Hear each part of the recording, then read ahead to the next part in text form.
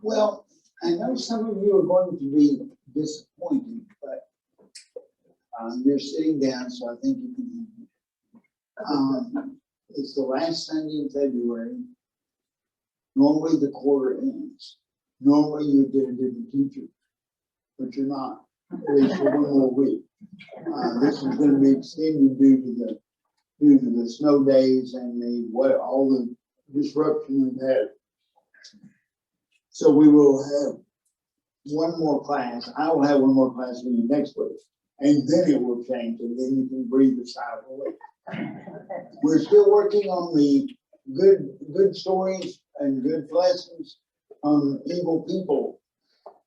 And today's evil person, the evil person of the week is Athaliah. Some of you know Athaliah, some of you don't probably remember Athaliah, but most of the story of Athaliah we'll be looking at is in 2 Chronicles 22 and 23. One reason we don't remember a lot about Athaliah is because we don't read 2 Chronicles that often. So she is mentioned over in 2 Kings chapter 11 as well.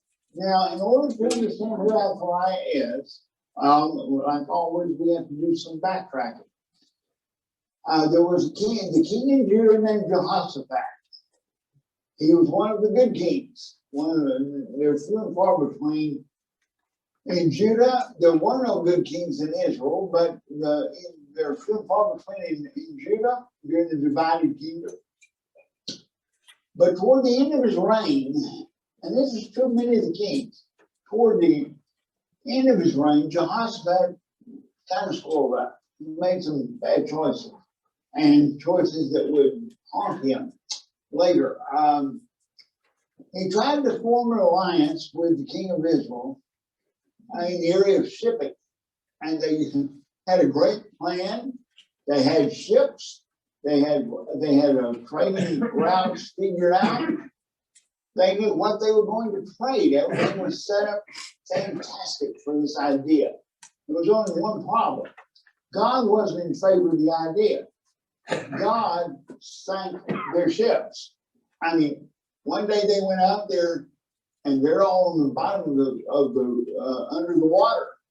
And apparently God just pulled the plug, as it were, and they all sank. Now, if you bought stock in the Judah Shipping Company, you probably wouldn't have been too happy with that result. But that was one example where Jehoshaphat was trying to form an alliance with Israel. And this was not what God wanted. God did not want Judah and Israel to form that type of alliance. And it will be proven by the fact that as a second mistake Jehoshaphat made, he arranged a marriage between his son and the daughter of the king of Israel. Okay? Well, that was one way of assuring alliances with your enemies and making sure that they didn't attack you or molest you if you're me.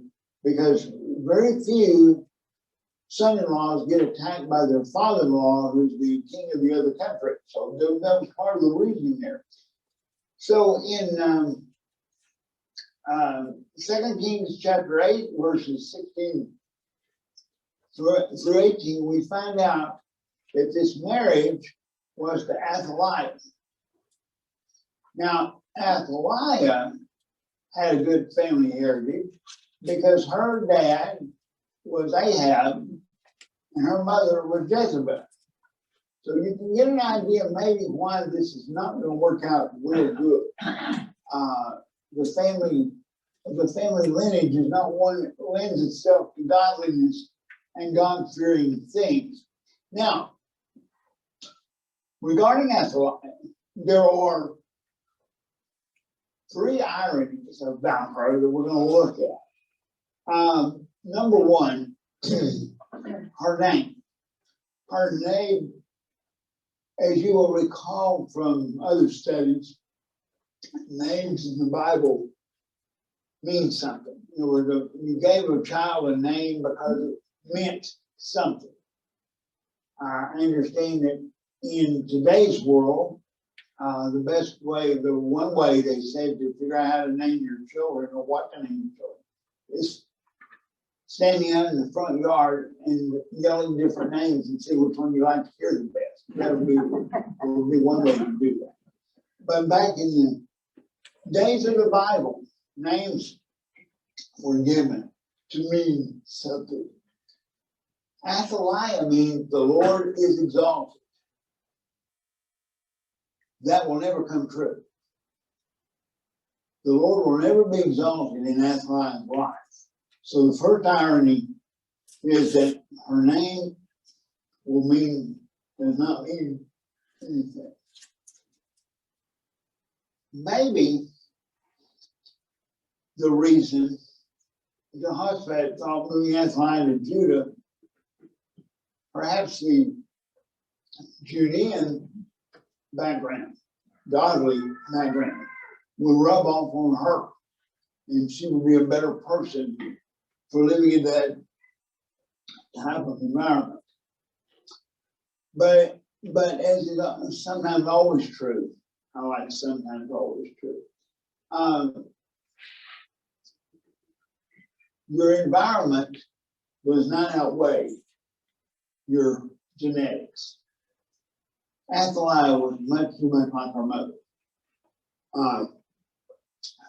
for it to change. Jehoshaphat's son, Jehoram, his reign lasted 8 years, and it was one that no one enjoyed. The Bible even says that his death no one mourned. That's kind of a sad commentary.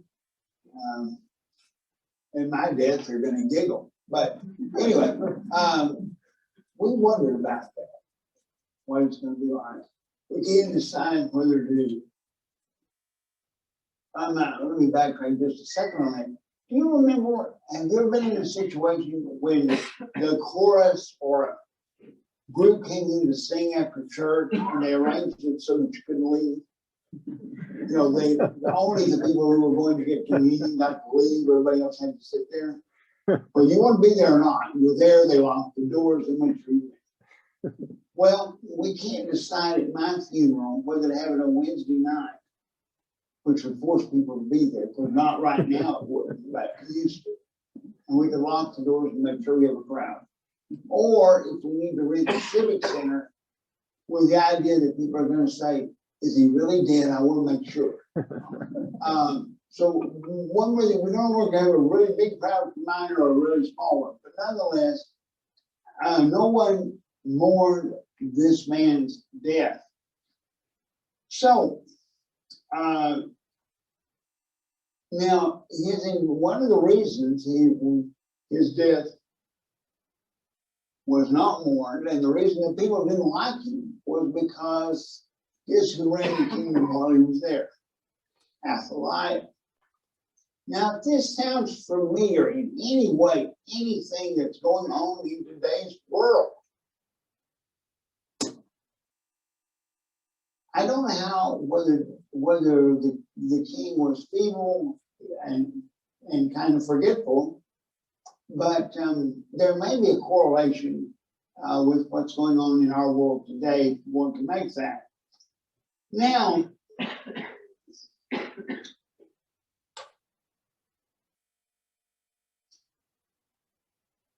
when Jehoram died, he died of a disease that God put on. When God puts a disease on you, there will be no cure. Okay? It could be a bad cold, but God puts it there. You are not going to survive, and he didn't survive. Now, Jehoram's son reigned in his father's place, but only for 1 year. His reign was even shorter.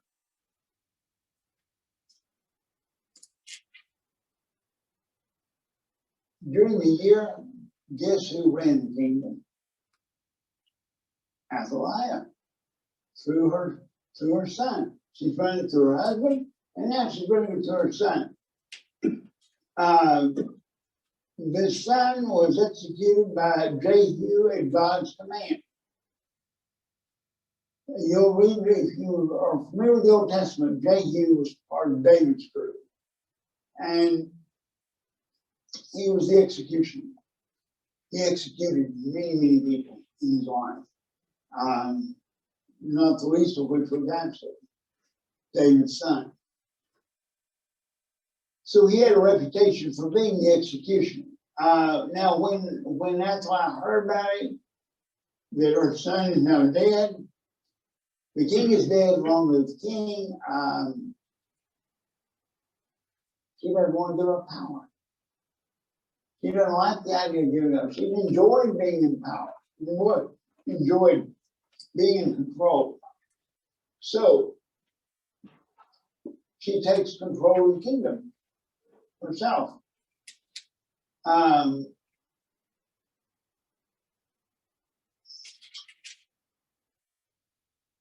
Now, when you take control, there's a lot going on here. What was the first thing the new king would always do when he got control? Made sure he didn't have any enemies left. So everybody that was an enemy of his was executed. That was standard procedure. The royal family of Judah was executed by Athaliah. 2 Chronicles 22, 10, verses 10 and 12. Now, think about this. When you execute the royal family of Judah, of which your husband and was one of, who are you killing? You are killing your grandchildren. Athaliah had her own grandchildren executed because she wanted total, complete power to that extent. That makes her, in most people's eyes, even worse than Jezebel. Normally, you think about the worst woman in the Bible, you say Jezebel immediately comes to mind. But if you think about it, she was everything Jezebel was, including executing her own grandchildren to retain power.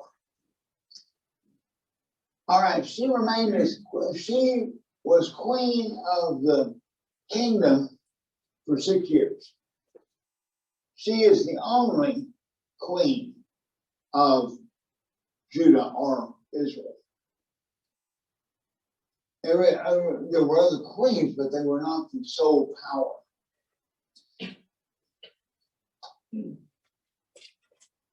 Now, she introduced Baal worship while she was in power, which, of course, that did not work well with God's plan at all. The second irony of Athaliah is that one of her stepdaughters took her baby, the stepdaughter took her own child and put him, along with herself and the nurse, in a room inside the temple. They had small closet room type things, and most of them, according to what we can know, were furnished with a cot. They were not furnished well at all, but it was kind of a resting place, if you will, probably for the priest, or maybe if someone walked from a great distance and was needing to rest, they could put them in one of these rooms. Well, the stepdaughter takes her child and the nurse, and they go into this area and live there.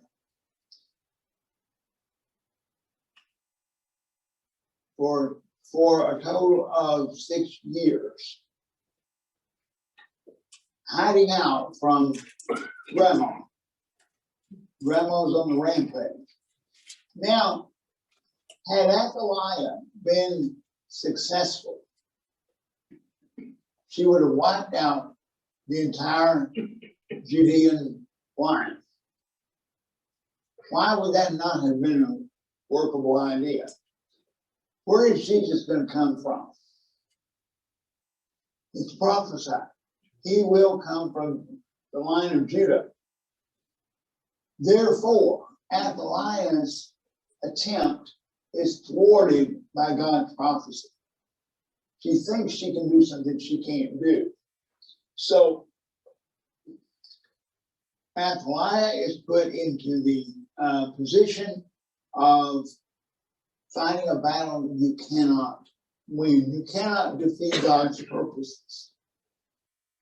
God has a plan. God's plan will be carried out. Guaranteed. God has a plan for us today, individually and collectively. God's plan will be carried out. The only choice is whether or not we want to be part of the plan or work against the plan. Athaliah wanted to work against the plan. She wasn't successful. Those that worked with the stepdaughter wanted to work with the plan, and she's very successful. I don't know that she knew all the ramifications of what she was doing, but she was guided and loved her son and wanted to keep him alive, and so she goes to this trouble. Well, when Joash, who is the son, the 6-year-old, in the bedroom in the temple, when he reaches 6 years old, he makes an appearance. And the people around the temple proclaim him as king. He's told, "This is your new king." There's a 6-year-old boy standing at the top of the staircase, as it were. And he's the new king. Well, Athaliah hears a lot of noise and commotion going on down at the temple. So she decides she better investigate. So she goes down there. When she sees that there's a survivor of the royal family, that's surprising. Now, if you think about it, all she had to do was go to the temple. She could have found him, but guess what? Athaliah never went to the temple. So the safest place to hide the boy was in the one place Athaliah wouldn't go, which was to worship God. I'm reminded years ago, many years ago, I was not attending Greenlawn. I was actually going to Broadway at the time. And I would have people like today, like Ronnie drives me over here. So if you don't like what I'm doing, be sure and tell Ronnie. Maybe he won't bring me. Or if you like what I'm doing, be sure and thank Ronnie, because without him, I wouldn't be here. So Ronnie gets responsibility for this one way or the other. But back then, I had people from the singles class would come out and pick me up. And Greenlawn met at 7 o'clock, as many of you remember back when we had Wednesday night classes, they were at 7. And Broadway met at 7:30. So mom and dad, because dad was one of those people, if you knew my dad, he believed you should get to church at least an hour before it started, just so you wouldn't be late. So some of you are nodding your head because you know that's true. And but anyway, they would leave me there and they would come over here, and I'd be picked up and delivered to Broadway and brought back. Well, my mother told me later that, of course, they didn't ever worry about me. And I've never been afraid to be by myself. The front door is open in case you want to come visit. The front door is always open. It's never locked, except at night when we go to bed and the caregivers are there. But even back then, we didn't lock the door. It was wide open. Back then, we had a screen door, I think. But Mother told me later that there was one time that they actually were fearful to leave me. It seems as though on a given Wednesday at 6 o'clock news, it was reported that there'd been a breakout in the jail here in Lubbock, and that the escapees were thought to be in Southwest Lubbock. And Mom said, we really hated to leave you there by yourself with the door open, knowing that there were escapees in the city that could possibly come there. And I told her, I said, well, I wish you had told me that, because you really didn't need to worry. Because had they come, I would have simply said, hey guys, you want to drive me to church? Now there's a couple of advantages here. I get to go to church and nobody's going to look for you there. Think about it. That'd be the safest place to go. Because I doubt that any of the law enforcement people would start by going to all the churches and down to try to find escapees. So that's kind of what this was. This was with Josiah.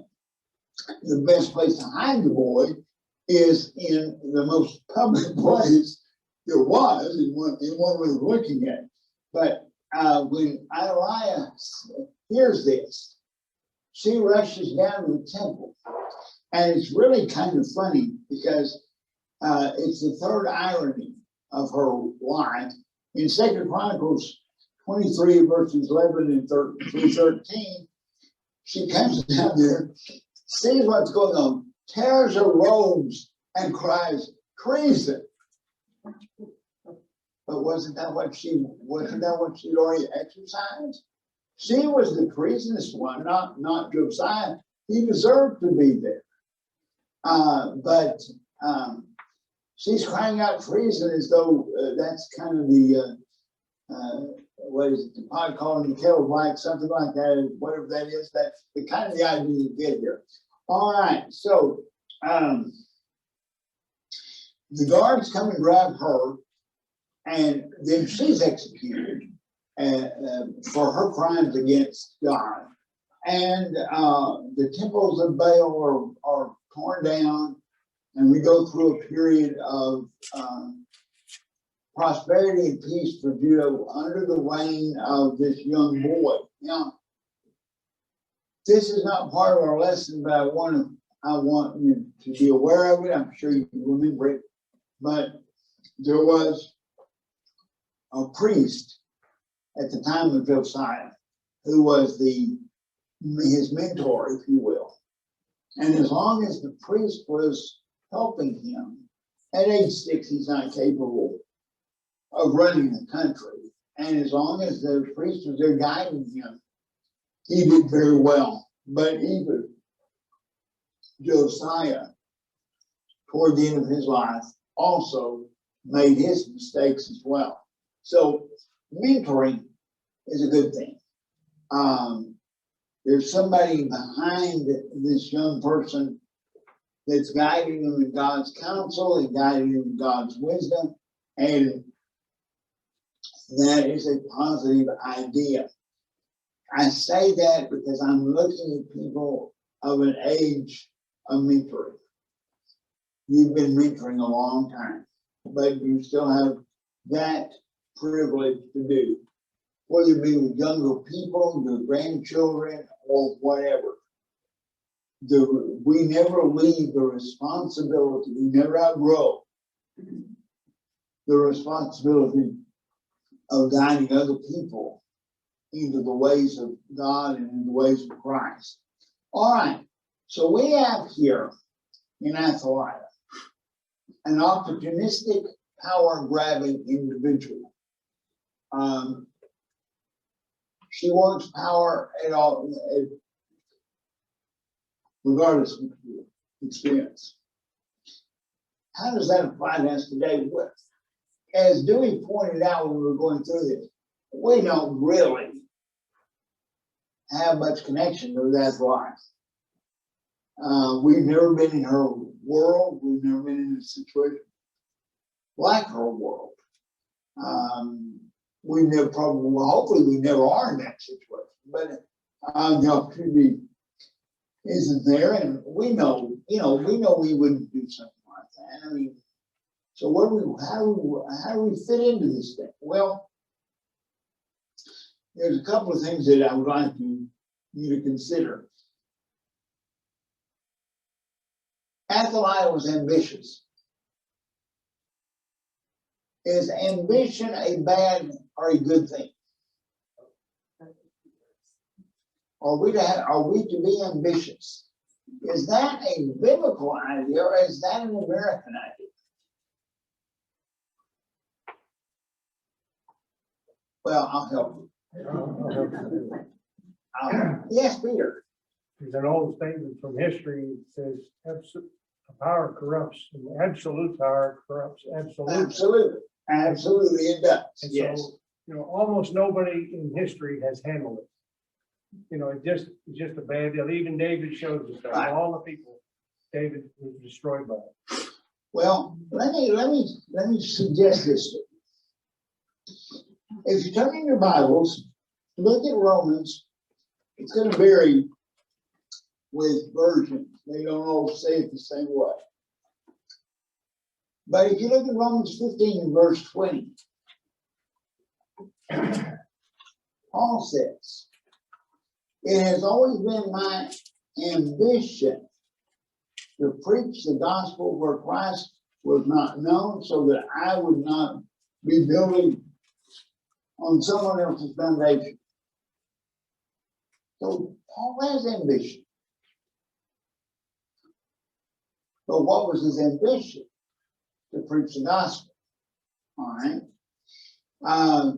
Philippians 2 and verse 3, it says, "Do nothing out of selfish ambition. Rather, in humility, value others ahead of yourself." Okay, so is ambition good or bad? It can be either one. It depends on what your ambition is lined up with. If your ambition is one of self-promotion, then it's wrong. If your ambition is a promotion of Christ, the gospel, the welfare of others, the salvation of others, it's a wonderful thing. Without ambition, we never get it done. Ambition is what drives people to do good things.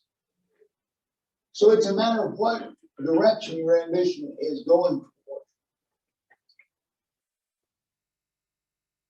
I think I'm going to ask you another question. This one's going to be a little more tricky. Is it possible to succeed allowing others to go in front of you? Our world says no. Every man for himself. There was one of those self-help books years ago. Looking out for number one. If you don't look out for yourself, no one else will. For that. If you don't blow your own horn, nobody will blow it for you. What our society says. Yeah, now this is going way back. But you people go way back. So this will be not a problem. I would expect to get 100% acknowledgement of what I'm preaching saying. In this class, I could drop down 2 classes and they would go, "What are you talking about?" How many of you remember a book entitled "How to Win Friends and Influence People"? Dale Carnegie, a name which is never mentioned anymore. Dale Carnegie couldn't sell a course right now if his life ended up in America. Because Dale Carnegie said, you can win, you can succeed by helping others. That was the primary principle of that whole book and that whole course, of which he made millions and millions of dollars and had a best-selling book. At one time, there was only one book in America that outsold How to Win Friends and Influence People, and that was the Bible. Yes. Yeah, it was King James Version. Yes, it was. All right. So, but we don't think that way anymore. Our society has changed dramatically, and not for the good. A second lesson from Athaliah. James in chapter 3 and verse 16 says, "For where there is envy and selfish ambition, there you find disorder and every evil practice." When you are a self-centered individual, or we live in a self-centered society, as we do, when self is on the throne, nothing good is going to happen. Who do we want on the throne? We want God on the throne. We do. We put God on the throne. You have put God on the throne. Now, the problem is not so much putting God on the throne as much as it is keeping God on the throne. I mean, temporarily, I have no problem. Long term, a bigger problem. I had a teacher in one of my classes when I was in, I don't know whether it was high school or college, high school, I guess. But anyway, no, it was college. It was college. Because he was looking at Romans chapter 12 about we're becoming living sacrifices. And he said the problem with the living sacrifice is it keeps crawling down off the altar. And I've never forgotten that stuck with me because that's true. A dead sacrifice is dead. It's going to stay there until it's burned up. But a living one, man, staying on this altar and having to live a Christian life and not go the way of the world, that's a challenge. I personally believe that dying for Jesus is far easier than living for him. I wouldn't want to be executed. I'm not into martyrdom that much. I don't care for pain much at all. I try to avoid it as much as I can. But think about it. You're burned at the stake. Yeah, it hurts. It's painful, but it's over. It's over. You'll find out when you go, you'll find out in the service today, that we already been, that one of the punishments that Eli's family received for his lack of control and lack of teaching of his children was that they would not live long. Because in the Old Testament, a righteous man was considered righteous because of the number of years that he lived. And so a long life was a blessing. I'm not so sure that a long life today is that much of a blessing. Personally, I wish my life was a bit shorter and I wasn't here and you had a different teacher and I was watching this from heaven if I could see it, which I'm not sure I could, but nonetheless, under the Old Testament, a long life was a big deal. So here we see that when you put God on the throne, when you live for Christ, it's a challenge because it's a daily grind. It's work. It's hard work. It's not simple. And I think too often we try to convince people that the Christian life is such a glorious life. It's a wonderful life because of the rewards that you have and that we receive. But it's also a difficult life. And we have to work at it. We have to avoid temptation. We have to avoid Satan. We have to avoid all the things that look like they would be fun to do, if you will. But notice Galatians chapter 6, beginning in verse 7. Do not be deceived. God cannot be mocked. A man reaps what he sows. Whoever sows to please the flesh, from the flesh will reap destruction. Whoever sows to please the Spirit, from the Spirit will reap eternal life. Let us not become weary in doing good, for at the proper time we will reap a harvest if we do not give up. Therefore, as we have opportunity, let us do good to all people, especially those who belong to the family of believers. Did Athaliah reap what she sowed? Yes. She was executed. That's bad. I mean, for her, it was the end, obviously. But there's another side to that. And it's easier to use Jezebel because we're all familiar with her, but that's why I'm saying. How many people do you know name their daughter Jezebel or name them Athaliah? They might name her Athaliah, but they don't know who she is.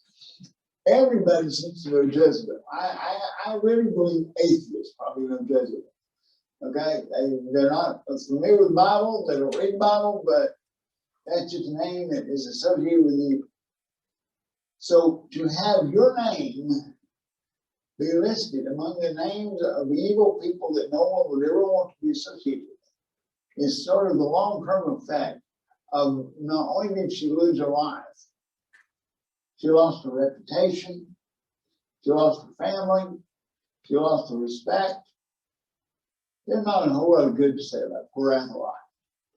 And so she reaps what she sows. Do we expect to reap what we sow? And the answer is yes. Now, we may not always receive all that's going to happen to us, good or bad, in this life. But in the life to come, it will happen. If you see evil taking place on the earth, and if you don't see it, you're blind. Because it's there. Even blind people see it. But if you do not see it, it's there. Evil is going on. Evil is being rewarded on this earth. Many evil people live a very luxurious life. But that doesn't change the fact that they're evil. David asked the question, why do the rich prosper? It's a hard one to answer. Wouldn't it be better? Wouldn't it be easier? If good people got all the good stuff and bad people got all the bad stuff. Why wouldn't that work? Why didn't God set it up that way? You know, I think if I'd been an angel up there, I would go, excuse me. But I think I got a better idea, which probably would mean I wouldn't be an angel up there very long. But I've got a better idea. How come we don't reward the good folks with good stuff, and the bad people with bad stuff? Be good for the wrong reason. You're being good for the wrong reason, is the reason you don't do that. There's no faith. You don't need faith if you're rewarded for everything you do good. Think about it. The faith comes when I'm not rewarded. I still do good anyway. Why? Because I have the faith that I will be rewarded in this life in some ways and in the definitely in the life to come. But I can't prove that. I can't prove to anybody why it's better to be good than bad. You can't prove it. You do it on faith. You're taught. You're obedient. Your parents taught you. My parents taught you. We're taught to do good. But in the real world, folks, evil looks awfully good. Because I look at, as a kid, I could look at my friends, could look at many of them because they were all, they love Christian being good. But in the world where you have, they weren't all good, by the way. But in the real world where you have evil young people, they're doing drugs, they're selling drugs, or whatever they may be doing, robbing stores for that matter. But look what they drive, look what they get to do, look where they are. But that doesn't take any faith, that's science. Will they ever receive their reward? Maybe. And meaning destruction. Maybe. In this life, perhaps.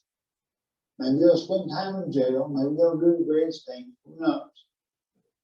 But if they don't change their ways, I guarantee they're going to meet one judge that's not going to let them off the hook. Now, the same judge is not going to let me off the hook either. except for one thing. Not because I did good stuff. I do good stuff. I want to do good stuff. But that's not the reason I'm going to let off smoke. What's going to let me off smoke? The blood of Christ. My trust and obedience in the blood of Christ, which is summed up in the word faith.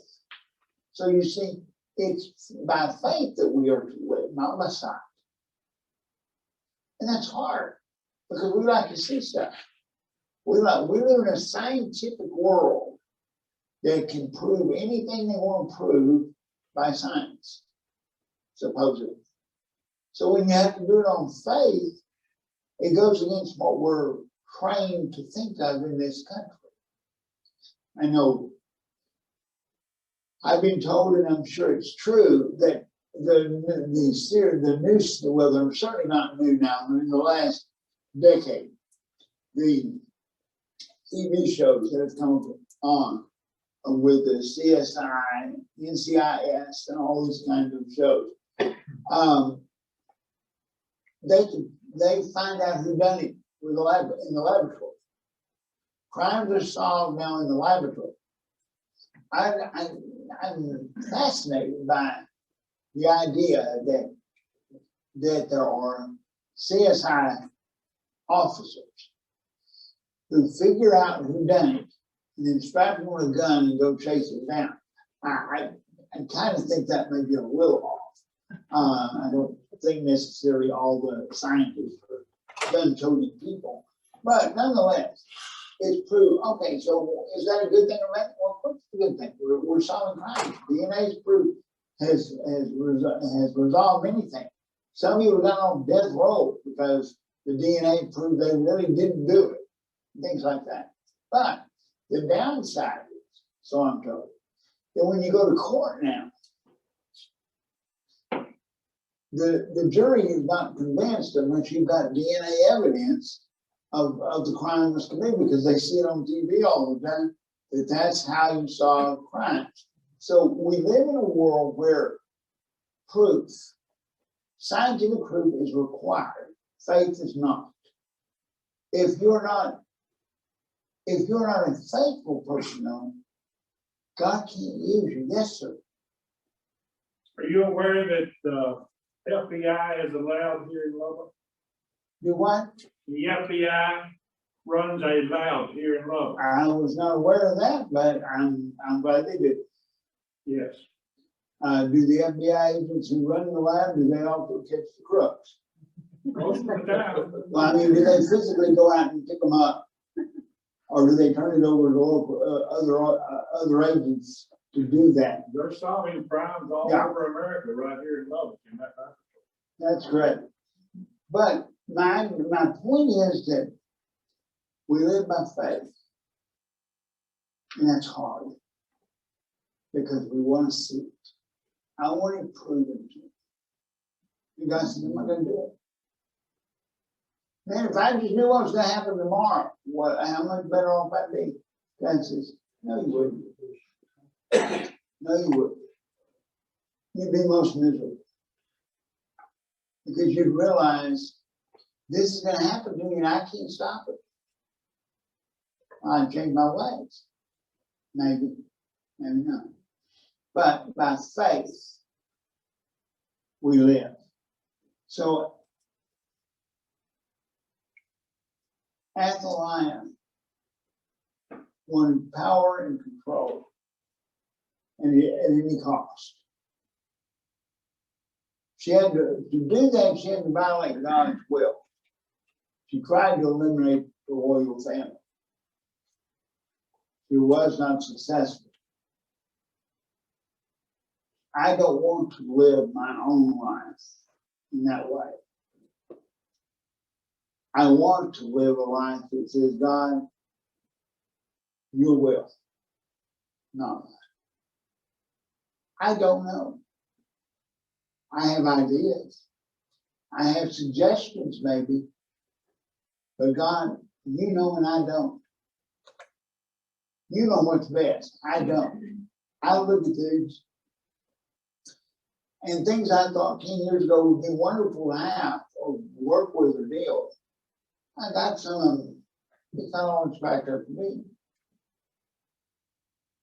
It looks better on TV than it does in reality. I know that's hard for you to believe, but it's true. It's true. A lot of those, as seen on TV offers, don't work quite like they do on TV. But they look so good one by one anyway. You can see how wonderful they look. Doesn't always work. I don't know what's best. I do know who does know. So I don't want to try to take power away from God. I don't want to try to grab power from God. I want not my will to be done. I want to say, God, teach me your will. Give me the patience it takes to see this through. Because I've got a quick answer. God's got a long-term solution. I want his long-term solution as opposed to my quick answer. Usually quick answers end up in disaster. Long-term solutions are have had wisdom and thought that I want to always work with God and never try to work against it. That's a losing proposition. You cannot win. Athaliah found that out the hard way. I appreciate your time. I look forward to seeing you one more week. I hope you have a good week. Thank you.